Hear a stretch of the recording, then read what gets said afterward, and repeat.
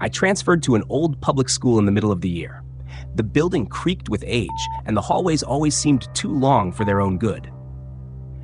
My homeroom was listed as Classroom 4C, which sounded ordinary, until I realized no one else seemed to know it existed.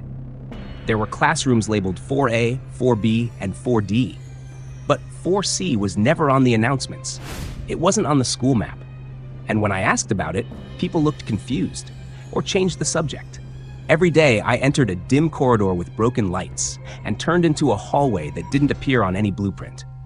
At the end was a black door, completely matte, absorbing light instead of reflecting it. A rusted nameplate above it read, 4C, Cognitive Restoration Trial Unit. Inside, the room looked normal at first glance. A dusty chalkboard, neatly arranged desks, soft fluorescent hum.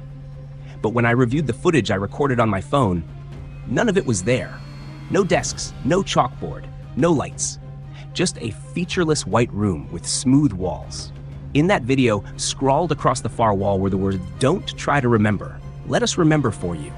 Over the following days, my memory began to erode. Small things at first, locker combinations, teachers' names. Then larger pieces, my birthday, my mother's face. Even how I got to school. It wasn't like forgetting. It was like those memories had never existed. Other students never joined the class, until one day there was someone else in the room. A figure, seated 2 rows ahead, blurry and undefined, as though censored by static. Each day it sat closer. I never saw its face.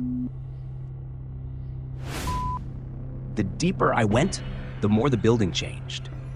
Hallways looped unnaturally. Classrooms I'd passed 100 times, gone. Even the staff started to look wrong. Like puppets pretending to be people, smiling at the wrong times, blinking too slowly.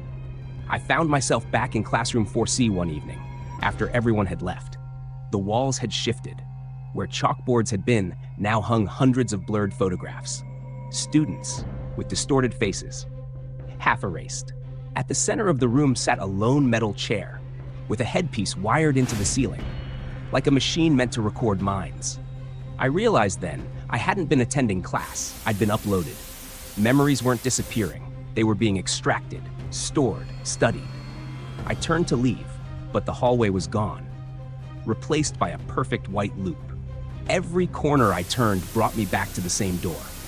And every time I passed it, the door to 4C opened a little wider.